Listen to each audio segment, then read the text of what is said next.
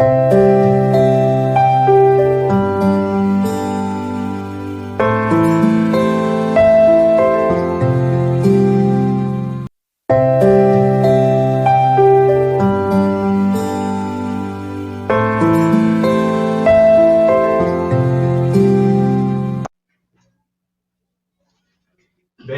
graças a Deus por estarmos mais uma vez aqui nesta ocasião para meditar nas Escrituras Sagradas.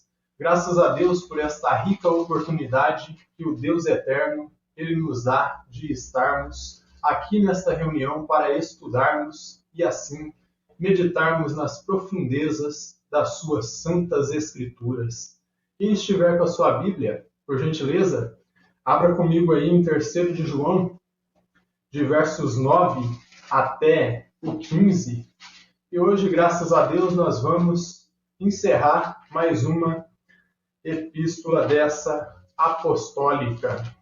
Graças a Deus por este privilégio de estarmos estudando essas epístolas maravilhosas e assim estar aprendendo com o Deus Eterno. Então diz assim, a partir dos versos 9 de 3º de João até o 15. Escrevi alguma coisa à igreja, mas Diotrefes, que gosta de exercer a primazia entre eles, não nos dá acolhida. Por isso, se eu for aí, far-lhe-ei lembradas as obras que ele pratica, proferindo contra nós palavras maliciosas. E não satisfeito com estas coisas, nem mesmo ele acolhe os irmãos, como impede os que querem recebê-los, e os expulsa da igreja. Amado, não imites o que é mal, senão o que é bom. Aquele que pratica o bem procede de Deus, aquele que pratica o mal jamais viu a Deus. Quanto a Demétrio, todos lhe dão testemunho, até a própria verdade. E nós também damos testemunho, e sabes que o nosso testemunho é verdadeiro. Muitas coisas tinha que te escrever, todavia não quis fazê-lo com tinta e pena, pois em breve espero ver-te. Então conversaremos de viva voz. Paz seja contigo. Os amigos te saúdam, saúdam os amigos, nome por nome. Até aqui a leitura da palavra de Deus. Então nós seguimos aqui com a finalização deste estudo precioso na 3ª Epístola de João. Aqui nesta breve missiva, meus irmãos, foi-nos apresentado ali 4 personagens. E quais foram esses personagens que nos foram apresentados aqui? O primeiro é o que leva o nome da carta, é o autor.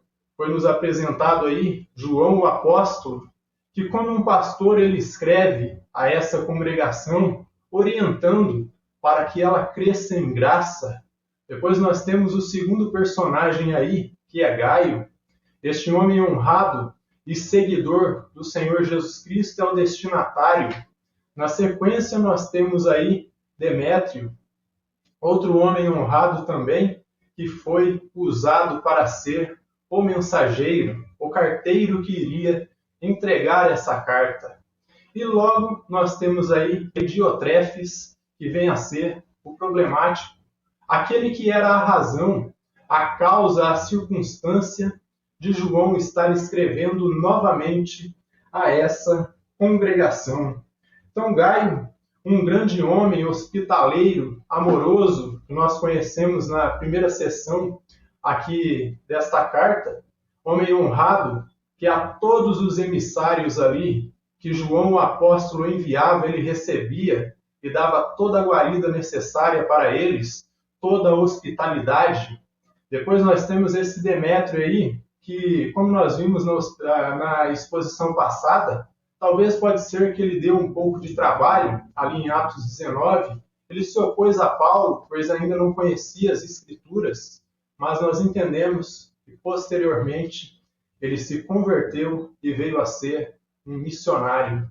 E a partir dali passou a ser de total confiança por causa do testemunho que Demétrio estava dando. Então, por isso, João o comissiona a levar essa carta até Gaio para que o instrua a meditar e viver conforme a orientação apostólica. Então, voltando ao Gaio, Gaio era um homem hospitaleiro e cooperador na obra de Deus. Demétrio, como eu disse, homem honrado, e talvez no passado deu um pouquinho de trabalho ali, mas posteriormente se converteu. E nós chegamos a Diotrefes. Então, nesta missiva, nesta breve carta aqui, foi nos apresentado 4 personagens. Então, vamos seguindo aqui para analisar um pouco desses 4 personagens que nós temos aqui. Então, foi nos apresentado João, o apóstolo, que era quem estava escrevendo esta carta aqui. Depois, na sequência, nós temos esse, o qual ele chama de amado. É o amado Gaio, pois era um homem honrado, era o destinatário da carta. Era para quem João, com o seu sublime amor, estava escrevendo. Depois nós temos aí a Demétrio, como foi explanado, ele foi o homem que foi comissionado a entregar essa carta. Ele foi o mensageiro que levou essa carta até Gaio e ele foi, como diríamos nós hoje, o carteiro, aquele que entregou em mãos deste homem que estava necessitado ali de instrução, que era o amado Gaio. Por mais que era hospitaleiro, por mais que era amoroso, ele necessitava de mais instruções aí do apóstolo. Assim como nós, meus irmãos, por mais sábios nas Escrituras, por mais entendidos que nós sejamos, nós sempre estamos necessitados de instrução e de aprender das Sagradas Escrituras. Então, Demétrio, este homem que foi comissionado aí para entregar essa carta em mãos, a princípio pode ser que talvez ele deu um pouquinho de problema ali em Atos 19, onde ele resistiu ao apóstolo Paulo, mas, como vemos aqui, posteriormente ele se converteu e se tornou um missionário de total confiança ali do apóstolo João, e desta forma foi comissionado a entregar essa preciosidade aí para o amado Gaio, para que ele instruísse a congregação. Gaio, como nós dissemos, ele era hospitaleiro, era amoroso, era um grande cristão, alguém que havia aprendido ali a fé cristã, alguém que meditava nas Escrituras e posteriormente ensinava aos irmãos. E logo nós chegamos à causa, à razão aí desta carta ter sido escrita, que foi Diotrefes. Diotrefes era um homem problemático, como ouvimos ali, ele queria a primazia, ele queria ter os holofotes ali, queria que todas as atenções estivessem voltadas para ele. Diotrefes era um homem enérgico e era um líder aí que nós chamamos de déspota. Ele era um líder que era tirano, pois logo nós estaremos ouvindo que ele ali botava pressão nos irmãos, aqueles que queriam receber os missionários, dizendo que se o recebessem seriam excomungados da igreja. Então, como nós estamos ouvindo aí, Diotrefes, ele não era uma boa pessoa, mas talvez ele não fosse tão mal assim. Ele era um homem que era enérgico, sim, duro nas palavras, mas talvez, como eu disse, ele não fosse tão mal assim. Talvez ele só estivesse cansado com tantos pregadores itinerantes ali gnósticos que passavam pelas congregações causando divisão, causando problemas. Talvez ele só quisesse proteger a sua congregação ali de aproveitadores. Talvez ele estivesse só com essa intenção. Mas o problema ali foi que ele generalizou todos os pregadores e até mesmo o apóstolo João ele não queria receber em sua congregação. E o fato de não querer ali receber tanto João e aqueles que João enviava para estar ali cooperando com ele e instruindo os irmãos, logo ele foi se tornando um homem amargo, um homem orgulhoso, que olhava para todos os irmãos como uma ameaça ali para a sua liderança. E esse é um tipo de líder que ninguém deve se espelhar. Então, talvez ele só estivesse cansado dos pregadores gnósticos que viviam perturbando as igrejas, e deste modo ele generalizou todos os pregadores e não queria receber mais nenhum. Mas, à medida que nós formos estudando o caráter deste homem, vocês vão perceber que não era nada disto que anteriormente eu disse, que talvez ele só estivesse preocupado com a congregação e talvez só estivesse cansado de tantos pregadores gnósticos. À medida que nós formos apresentando a face aí de Diotrefes, vocês vão perceber que ele era um homem baixo, que falava mal dos outros pelas costas e ele só se preocupava consigo mesmo. Ele não estava preocupado com a congregação, ele não estava preocupado com os irmãos. Citei essas coisas para que vocês talvez pensassem um pouco que muitas vezes pessoas que nós criticamos talvez não sejam tão más. Nós necessitamos conhecê-las para saber se de fato são tão más assim. Foram só hipóteses que nós lançamos aqui para um breve raciocínio. Então ele generalizou todos os missionários como sendo ruins. E com isso, o nosso autor, escrevendo essa carta, ele queria demonstrar aí para Diotrefes que as coisas não eram bem assim. Por mais que ele havia citado que já havia escrito alguma coisa para esta igreja, ele já havia escrito uma carta que foi destinada diretamente a Diotrefes, mas os historiadores nos informam que este homem, em um ar de repúdio, ele destrói a carta que João escreve para ele, para que fosse lida ali na congregação, e ele não transmite a mensagem do apóstolo, porque ele queria que a liderança estivesse voltada só para ele. Então, como dizia William Barclay, nós temos aqui um conflito entre o ministério local com um ministério aí que era universal, o ministério do apóstolo sendo confrontado pelo ministério de um ancião ali desta congregação, de um pastor, de um presbítero, que queria os olhares voltados só para ele. Mas vamos seguindo. Então, João, com essa carta, ele estava com o interesse de mostrar que havia bons missionários, que havia bons pregadores, mas como nós ouvimos aqui, Diotrefes ele não estava interessado a ouvir isso. Deste modo, Diotrefes ele não queria dividir a sua liderança ali com ninguém. Ele era um ancião ali dessa igreja e queria protegê-la de aproveitadores e falsos mestres. E ali ele acabou se tornando amargo e sem amor. Deste modo, como eu disse a vocês, ele era um ancião, era um líder ali, era um presbítero e estava confrontando o principal líder da igreja cristã que estava vivo, que era o apóstolo João.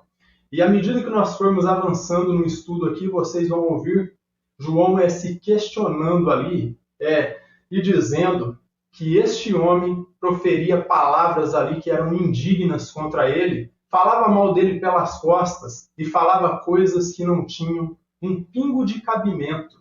E deste modo proferia palavras ali que eram mentiras. Mas vamos seguindo. Então, ele era um dos anciãos e talvez ele quisesse proteger a igreja de aproveitadores, falsos mestres, e acaba se tornando um homem frio e sem amor.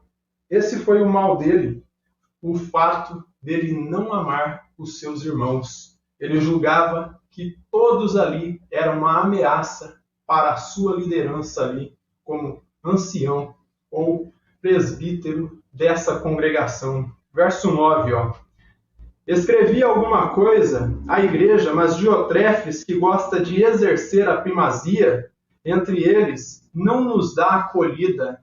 Então aqui o apóstolo João ele relata que ele já havia escrito, como eu falei anteriormente, uma carta que foi destinada diretamente para Diotrefes. Só que ele resistia e não queria dar acolhida, nem a João e tampouco àqueles missionários que o apóstolo João estava enviando ali para ensinar essas congregações. E deste modo ele se torna um homem terrivelmente orgulhoso de si mesmo. Vamos seguindo aqui. Então, o nosso autor ele vai direto aqui ao cerne do problema e ele já começa a relatar aí o que é que Diotrefes estava praticando entre eles. E era um ato de desunião. Ele de fato queria cortar o cordão umbilical, ele queria cortar as relações ali com o apóstolo João e com qualquer um que tinha ligação com ele, porque ele se julgava o único perfeito e o único correto. Então ele vai direto ao cerne do problema, ou seja, ao ponto principal, que não era um ponto aí doutrinário. Diotrefes não discutia doutrina, não discutia teologia com o apóstolo João.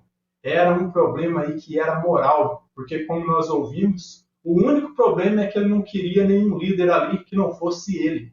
Ele queria todos os olhares voltados para ele. Então, ele relata o erro de Diotrefes, que era o problema a ser resolvido. Como já mencionamos, Diotrefes era um homem frio, orgulhoso e mesquinho, sem amor, tipo de líder que via a qualquer um como ameaça ali à sua liderança.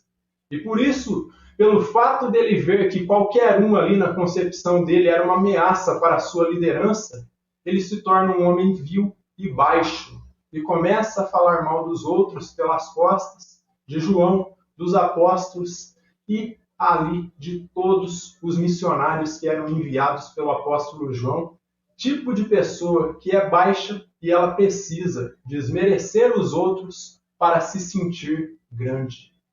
E o que nos é apontado nas Escrituras, que aquele que quiser ser o primeiro deve servir a todos, deve se humilhar diante de todos. Então, era um tipo de líder que via qualquer um como ameaça à sua liderança, que era uma liderança ali déspota, uma liderança que era ali corrupta e também, como dizemos nós, ditatorial. Ele era um líder ditatorial.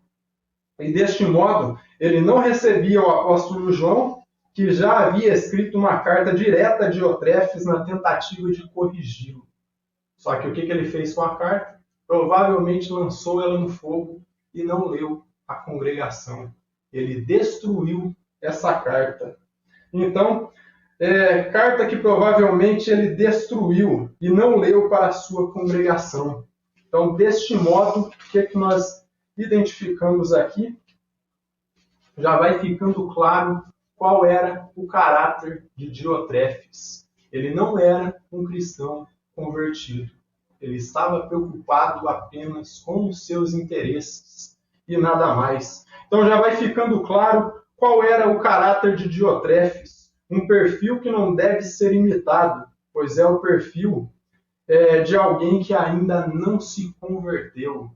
Ele estava ali no cargo de ancião, estava ali para ensinar a congregação a qual ele presidia, mas ele, pelo fato de ser orgulhoso, mesquinho, egoísta e se preocupar apenas com os seus interesses, ele não servia para o chamado e vocação ali pastoral, de estar cuidando de uma congregação. Verso 10. Por isso, se eu for aí, far-lhe-ei lembradas as obras que ele pratica. Ele quem? Diotrefes, proferindo contra nós palavras maliciosas, e não satisfeito com estas coisas, nem ele mesmo acolhe os irmãos, como impede os que querem recebê-lo e os expulsa da igreja.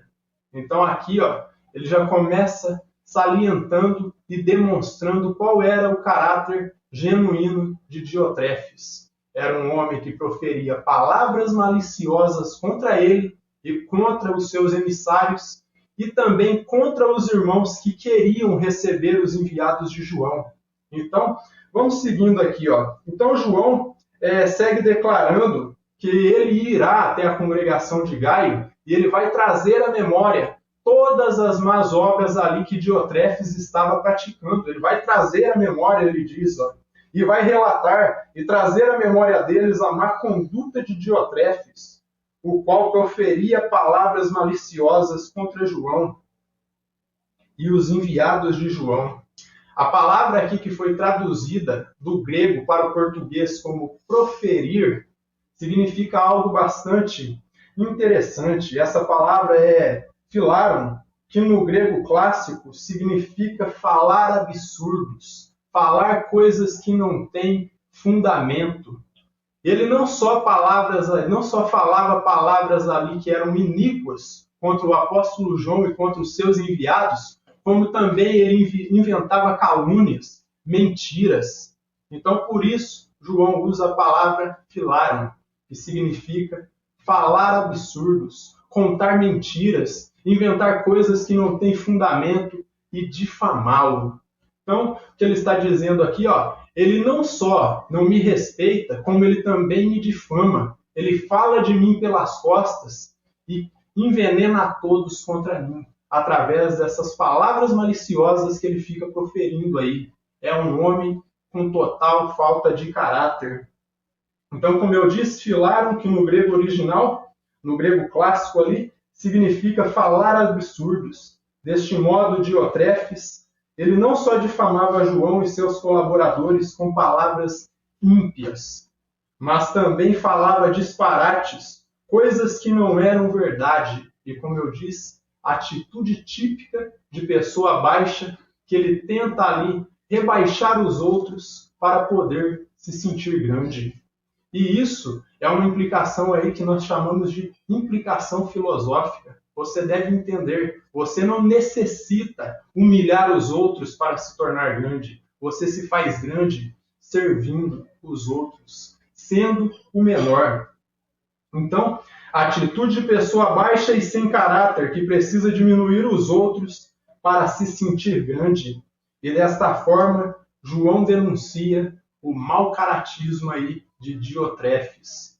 Era o pastor dessa congregação? Era, mas era um pastor que era mau caráter e ele não respeitava nem a liderança apostólica e nem aqueles que eram enviados pelo apóstolo João. Então vamos seguindo aqui. Então, desta forma, João denuncia o mau caratismo dele quando relata que ele não acolhia ali os missionários e também não queria recolher a ele quando vinha ali, não queria recebê-lo, não queria aceitá-lo em sua congregação. E ele também impedia ali que os irmãos recebessem aqueles que João enviava e impedia que recebesse o próprio João.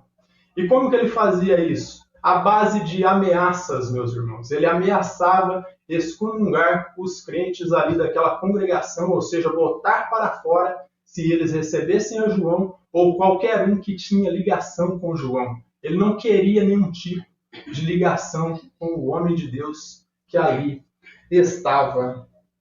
E ali o que ele faz? Sem base nenhuma bíblica, ele começa a usar aí a disciplina, que era totalmente contrária à disciplina apostólica. Porque a disciplina que era ensinada pelos apóstolos visava corrigir a congregação, proteger a sua pureza e incentivar que os crentes permanecessem na palavra.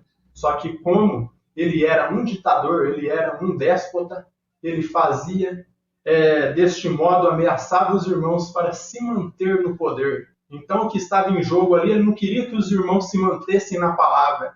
Eles queriam que os irmãos se mantessem sob o seu jugo. Queriam que ficassem debaixo de sua liderança e nada mais. Então, ele ameaçava excomungar os irmãos da igreja. Quem não obedecesse suas ordens, usando a disciplina sem base bíblica, para o tal, pois era oposta à disciplina ensinada pelos apóstolos que visava corrigir para proteger a pureza da igreja e para que os crentes vivessem a genuína fé bíblica. Então ele usava aí a disciplina totalmente oposta à disciplina ensinada pelos apóstolos, porque, como eu disse, a disciplina que era ensinada aí pelos apóstolos era para, primeiramente, corrigi-los, proteger a pureza da igreja e também ali para mantê-los na fé genuína. E de um lado totalmente contrário, o que Diotrefes faz? Ele pega e usa ali para o seu próprio interesse, dizendo o seguinte, Vocês querem receber João? Vocês querem receber seus emissários ali? Pode receber, mas eu vou expulsá-los daqui dessa congregação. Vocês não vão servir a Deus aqui porque vocês estão me desobedecendo.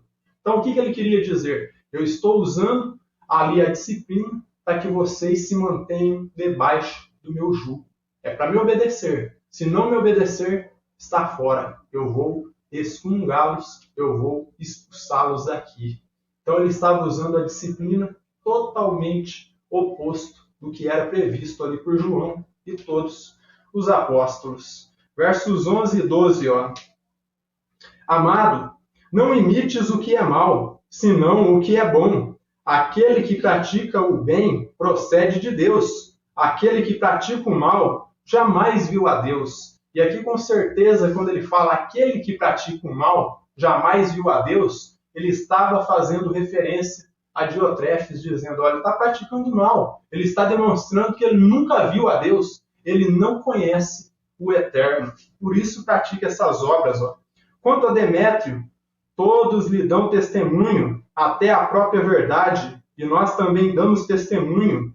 E sabes que o nosso testemunho é verdadeiro. E o que o nosso autor faz agora? Ele já parte para outro pressuposto.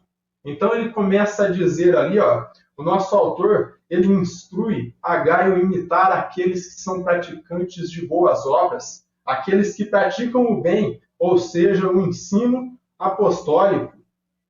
E ele usa ali como exemplo, quem? A Demétrio. Ele usa aquele missionário que João havia enviado para entregar a própria carta às mãos de Gaio. Então ele diz ali que Demétrio era um homem honrado e que a própria verdade dava testemunho disso, a verdade que estava encarnada nele, que era o próprio ensino bíblico. A própria palavra estava encarnada ali em Demétrio.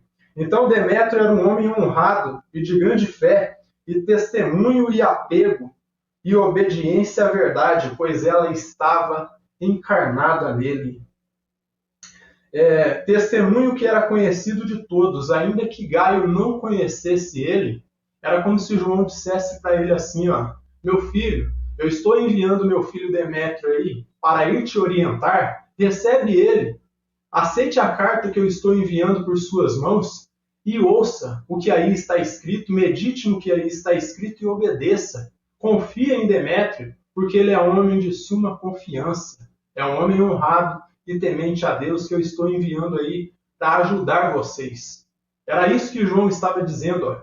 Ouça Demétrio, dê ouvidos ao que ele diz, porque ele é homem de bom testemunho. Diferente de Diotrefes, que é um mau caráter, Demétrio é um bom caráter. É o tipo do verdadeiro eleito, cristão submisso à palavra e obediente.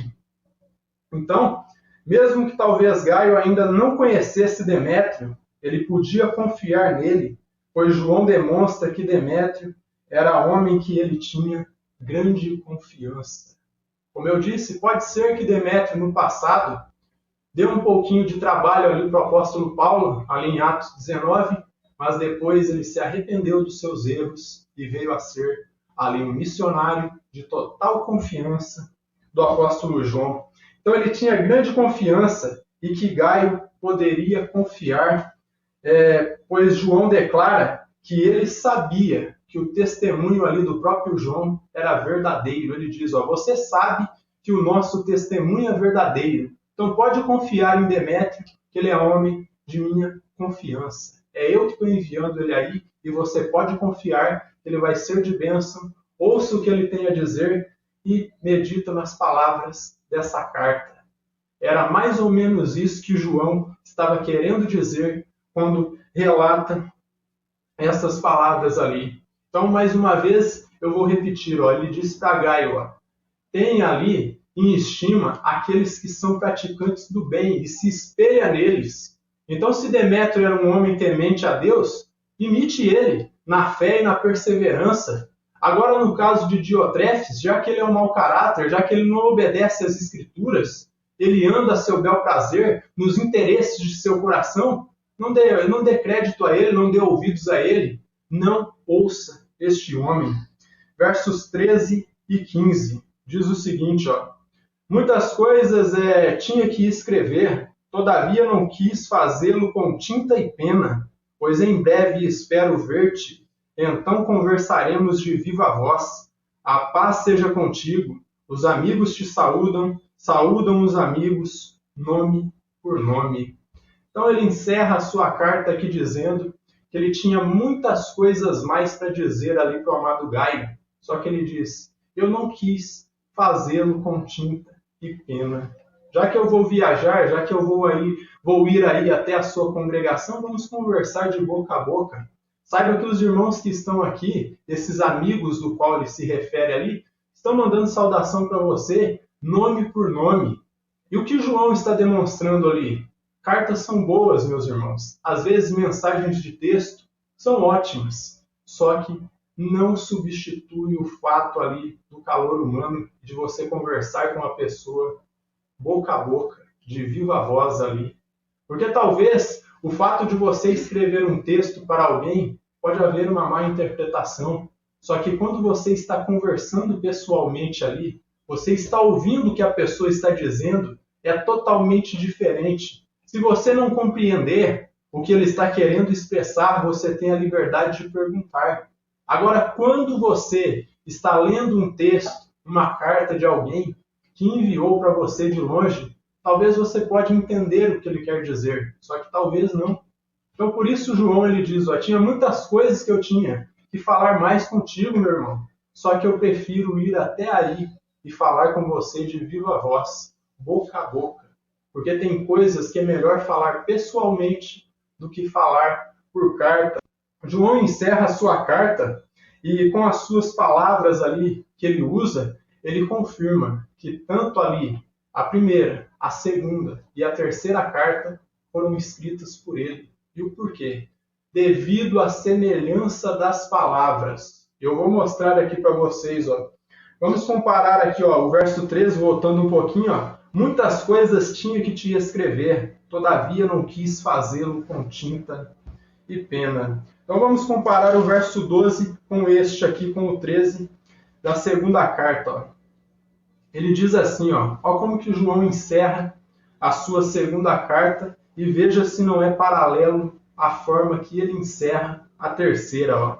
Ainda tinha muitas coisas que vos escrever, não quis fazê-lo com papel e tinta, pois espero ir ter convosco e conversaremos de viva voz, para que a nossa alegria seja completa. Então, o verso 12 aqui da segunda carta, ele é exatamente idêntico ao verso 13 aqui da sua terceira carta. Veja o que ele diz, muitas coisas tinha que te escrever, todavia não quis fazê-lo com tinta e pena. Não são palavras semelhantes? E isso demonstra quem era o autor que estava escrevendo ali, por conta do estilo. Então foram palavras que foram escritas por ele, pois como disse, tais passagens são muito semelhantes. Então vocês viram ali que tanto o verso 12 ali da segunda carta, ele é muito semelhante ao verso 13 aqui da terceira carta.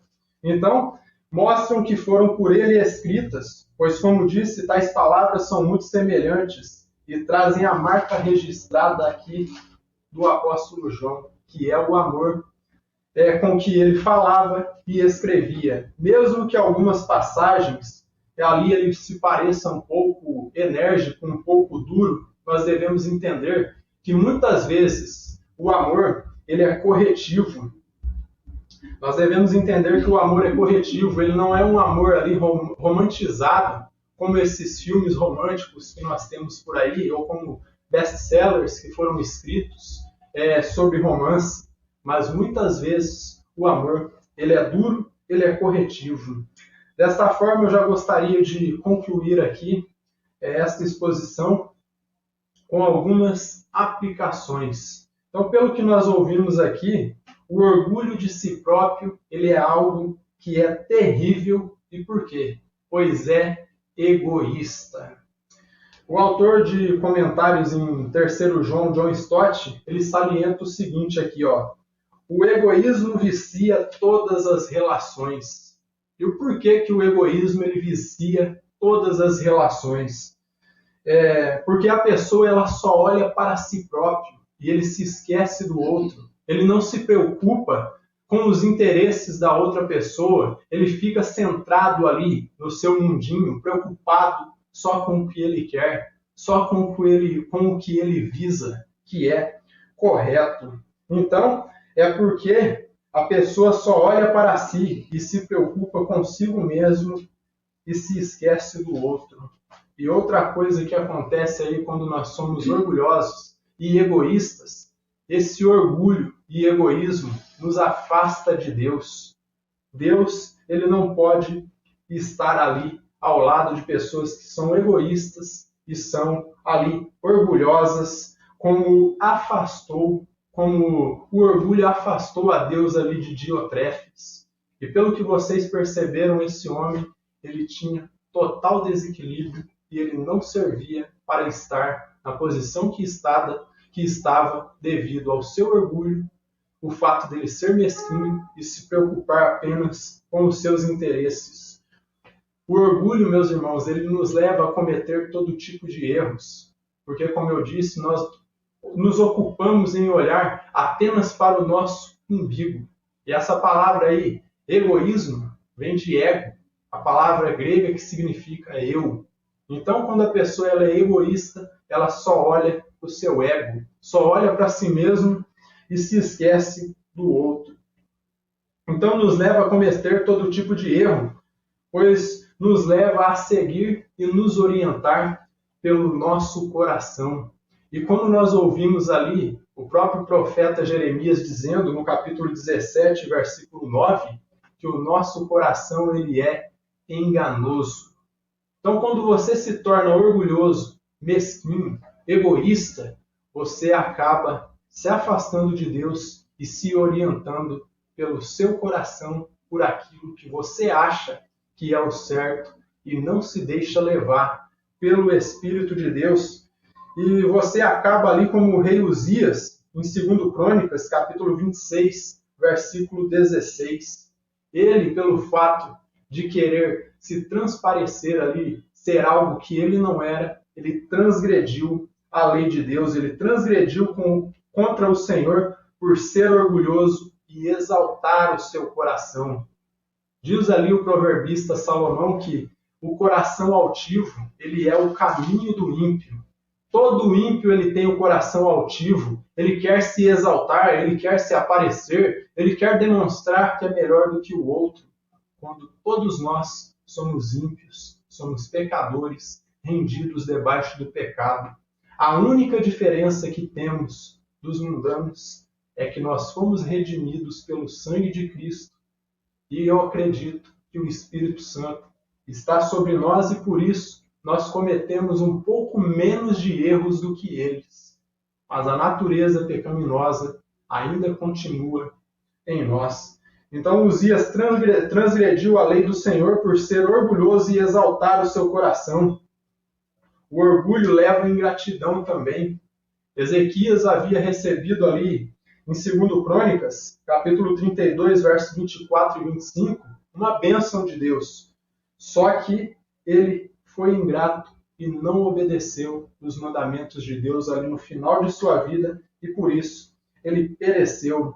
E nos leva também a ser como Halel, como Satanás, que quer se exaltar acima de Deus. Então, quando você começa a ser orgulhoso, mesquinho, e olhar somente para si e se julgar o único correto, que você é o único que é perfeito, que as outras pessoas estão todas erradas, possivelmente você está se igualando ao diabo, você está se igualando a Satanás, que sempre quer se sobressair. E voltando ao caso aí de Diotrefes, ele revelou quem era o espírito que estava por trás dele. Porque se ele fosse um homem que fosse obediente às Escrituras, obediente à palavra de Deus, seria totalmente diferente. Mas ele era um hipócrita, desobediente, que olhava apenas para si. Então, nesse sentido, nós devemos nos cuidar e nos afastar do orgulho. Porque, como eu disse, nos torna altivos, nos torna ingratos e alguém que quer ser o que não é, quer se sobressair e demonstrar aquilo que nós não somos. Então nós devemos nos cuidar e se afastar também de pessoas que são ali orgulhosas. Se você não é orgulhoso, você conhece alguém que tem orgulho de si mesmo, aquele tipo de pessoa que, como dizia as pessoas mais velhas ali, parece que tem um rei na barriga, nós devemos nos afastar desse tipo de gente, porque eles possivelmente não têm o conhecimento de Deus que nós temos. Então, nós podemos ver que o orgulho, meus irmãos, através da Escritura foi demonstrado para nós o quão daninho e maléfico ele é, e nós devemos nos cuidar disso daí. Segundo ponto de aplicação aqui, não devemos ser ambiciosos como Diotrefes. Ele almejava ali a primazia, ele almejava o primeiro lugar, ele almejava ser o único ali, almejava que os olhares estivessem voltados apenas para ele. E ali o apóstolo João confronta esse erro, confronta esse pecado e diz que nós não devemos ser ambiciosos como ele. Ele queria ter a primazia, ele queria ser o primeiro em tudo, ser o centro das atenções, e assim se revelou como alguém que não era convertido, alguém que não tinha conhecimento de Deus, alguém que parecia que sabia alguma coisa, só que no fundo não sabia nada. Então, alguém que não era convertido, pois não se guiava pelo ensino de Cristo, lá em Marcos capítulo 10, versículos 42 até o 45. Marcos capítulo 10, versículos 42 até o 45, diz o seguinte, ó. Prestem bem atenção, ó.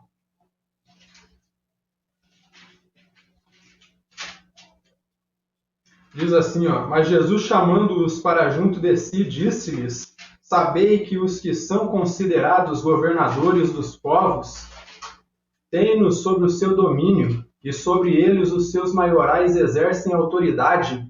Mas entre vós não é assim. Pelo contrário, quem quiser tornar-se grande entre vós, será esse que vos sirva. E quem quiser ser o primeiro entre vós será servo de todos. Pois o próprio Filho do Homem não veio para ser servido, mas para servir. Então aqui o Senhor Jesus Cristo ele pontuou que até mesmo ele naqueles dias, ele não havia vindo para ser servido. Ele não veio naquele momento para ser o primeiro, mas ele veio para ser ali aquele que servisse. E deste modo isso era o que definiria que ele era o primeiro, o fato dele estar servindo a todos. Então, aquele que quer ser grande, se humilhe, se mostre cada vez mais amoroso ali como Gaio, humilde, que a todos recebia com amor, aqueles irmãos que eram enviados ali pelo apóstolo João, e como Demétrio, temente a Deus, que observava os mandamentos e demonstrava deste modo que ali a lei de Deus, a lei moral, as escrituras estavam encarnadas nele. E um terceiro e último ponto aqui, e para mim, eu acho que esse é o ponto mais importante, a lição mais importante que nós tiramos daqui. A primazia, o primeiro lugar, ela pertence ao Senhor Jesus Cristo. O primeiro lugar pertence a Jesus Cristo, o domínio pertence a Ele, e na fé cristã não há lugar para a autoglorificação. Nós não temos aqui culto a personalidades, tais como profetas, apóstolos ou pastores. O nosso culto deve ser cristocêntrico e voltado para o Deus Todo-Poderoso. É cristocêntrico e teocêntrico. Deste modo, o centro de nosso culto é Deus. O centro de nosso culto é o Senhor e Salvador Jesus Cristo. Não são os seres humanos. Assim como muitos pregadores por aí demonstram que o ser humano é algo de suma importância para Deus, mas o que é de suma importância de fato na adoração não é a elevação do ser humano, mas é a elevação de Cristo. Assim como o próprio João Batista dizia, convém que ele cresça e que eu diminua. Então, desta forma, o nosso culto deve ser cristocêntrico. E assim como João Batista, nós devemos dizer, convém que ele cresça, que ele apareça e que nós diminuamos cada vez mais. pois o centro de nossa adoração unicamente é Jesus Cristo e não o homem. Quem tem a primazia é o Senhor e Salvador Jesus Cristo, pois é o seu nome que está acima de todo nome. Abra comigo em Filipenses, no capítulo 2, e versículos 9 até o 11. Vamos ver o testemunho do apóstolo Paulo com relação a isso. Diz assim, Filipenses capítulo 2, versículos 9 até o 11, Pelo que também Deus o exaltou sobremaneira, quem? Ao Senhor Jesus Cristo, e lhe deu o nome que está acima de todo o nome, para que ao nome de Jesus se dobre todo o joelho nos céus e na terra, e debaixo da terra, e toda língua confesse que Jesus Cristo é o Senhor, para a glória do Deus Pai. E em Colossenses, no capítulo 1, nós encontramos aqui no versículo 18, o apóstolo Paulo dizer o seguinte, Ele é a cabeça do corpo da igreja, ele é o princípio e o primogênito dentre os mortos, para em todas as coisas ter o quê? Ter a primazia, ter o primeiro lugar, o centro da adoração é voltada para ele e não aos homens. Então eu repito mais uma vez, a primazia pertence ao Senhor e Salvador Jesus Cristo. Em nosso meio, na fé cristã não há espaço para autoglorificação, não há lugar para adoração a personalidades, tais como profetas, apóstolos e pastores. Pastores, profetas e apóstolos são apenas homens que foram comissionados para levar a palavra de Deus adiante. São ministérios, mas o fato de estarem no ministério de liderança não fazem eles maiores ou melhores do que o membro mais comum de uma congregação. São irmãos como qualquer outro que foram colocados numa posição para orientar as congregações. Nada mais do que isso. De modo que a adoração é voltada eternamente a Jesus Cristo, porque como nós lemos, o nome que está acima de todo o nome é Jesus Cristo, e toda língua deve confessar, e todo joelho deve se dobrar diante dele e confessar que Jesus Cristo é o Senhor, para a glória do Deus Pai. Que o Eterno nos abençoe grandemente.